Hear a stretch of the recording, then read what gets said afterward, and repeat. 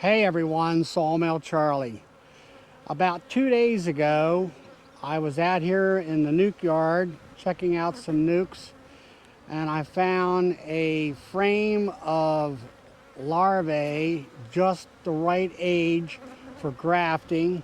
And also this hive right here was actually a double deep hive, 5/5 frames, and it was also a queenless hive.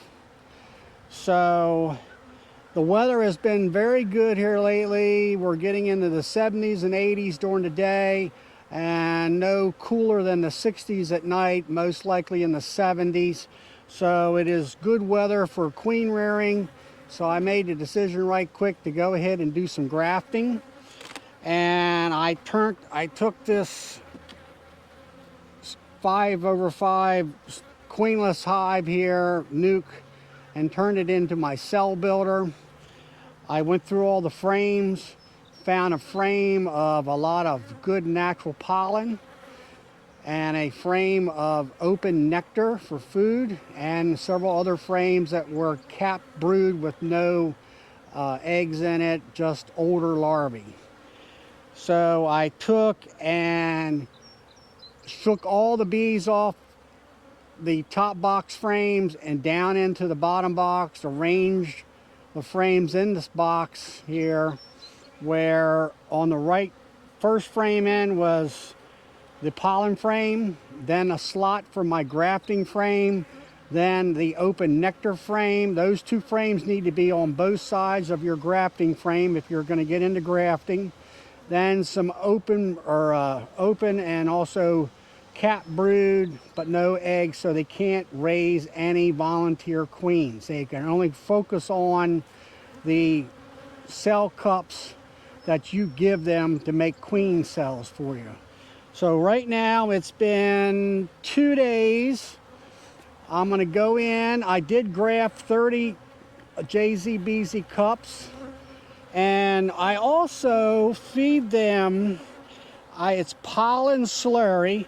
As you can see, it's sort of the consistency of pancake batter. Now what this is powdered Ultra B powder and some 1-to-1 sugar water, or you can use 2-to-1. Put about a cup of 2-to-1 sugar water. This is a old Tupperware, I think, quart container. I put a cup of sugar water in there. I keep adding the powder to it little by little and stirring it, and until it gets to the consistency of thick pancake batter. Then what I do with this is I actually drizzle it on top of the frames. The bees love it. It gives them that extra protein to suck down and eat, so they can generate a lot of royal jelly. And that is what you're trying to do, is to make sure that they have plenty of royal jelly, so the queen, as she develops, does not run out of food. You're trying to get it to a point where when she does hatch, there is actually more royal jelly left in the cup. So she has the best possible amount of food to give you the best queen out of that cell. So right now I'm going to get into the hive. I'm going to pull up very gingerly the cell frame. I like to see how many grafts that are accepted. That way all you have to do is look at the cup. If they're starting to draw a wax cocoon down off of that cup, then you know that they accepted that graft that you put in there.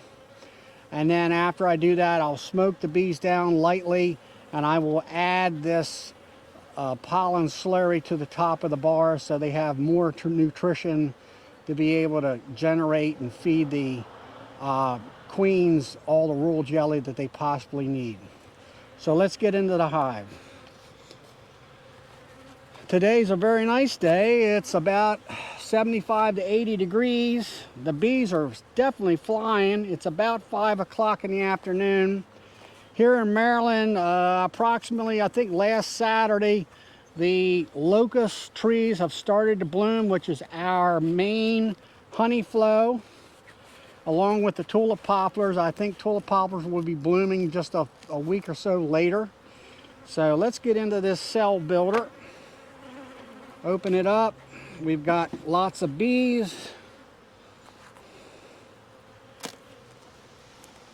Be very gentle. Do not jiggle or hit anything.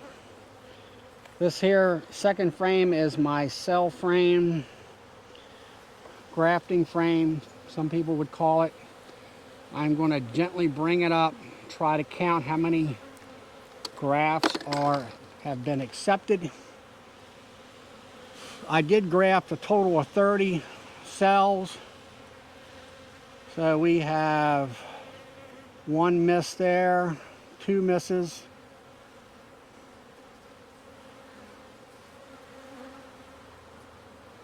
3 misses, 3 out of 15 right there. That's 12 of them that are accepted. 1 miss on the bottom, 2 misses on the bottom. So we have 2 misses on the bottom. We have a total of 13, 14, 15, yeah, 13 on the bottom. That's 24. That's 25 cells that have been accepted. We're going to go ahead and put this frame back in very cautiously. We do not want to bump it.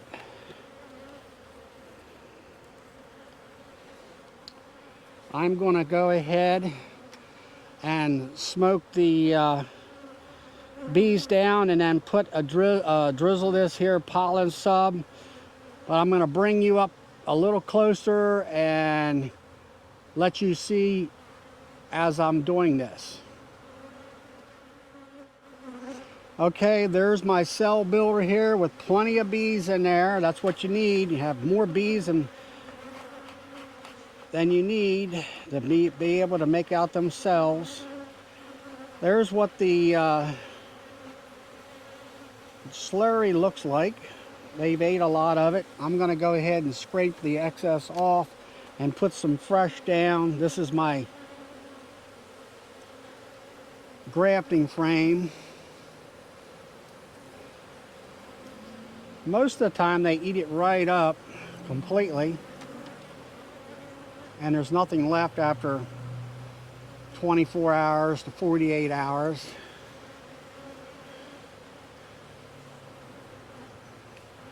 They probably are accessing the pollen frame. I just want to go over with you again. The first frame here on the right is a pollen frame, natural pollen. This is my grafting frame with the 30 cells. This is my nectar frame. It is open nectar. It is not capped honey. You want open nectar when you're doing grafting. These two here had cap brood on them and old larvae, but no eggs. You do not want any eggs in this hive, so they can make their own volunteer queen cells. You want them to focus on the cells that you have given them. So what I do here is I take this pollen slurry, as I call it, and I just kind of drizzle it along. Try to keep the bees out of it. Don't cover them up. Keep smoking them a little bit.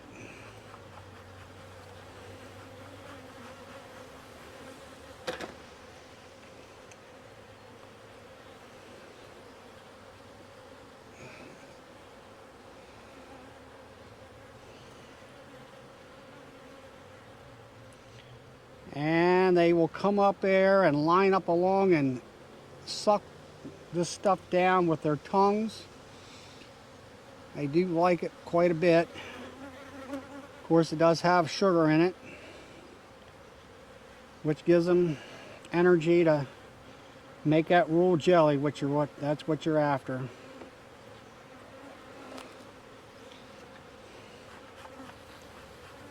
I'll put one more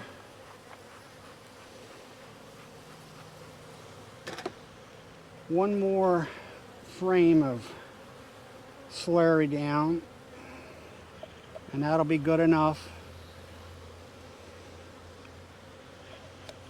I grafted this on Tuesday evening, so these cells will be capped in 6 days, which will be Sunday. And then I will transfer these cells on the grafting frame to my incubator, and they will stay in there for an additional 6 days, no, 5 days, 5 days. And then I will transfer the cells to my 2-frame mating boxes, which I'll show you later on in a video.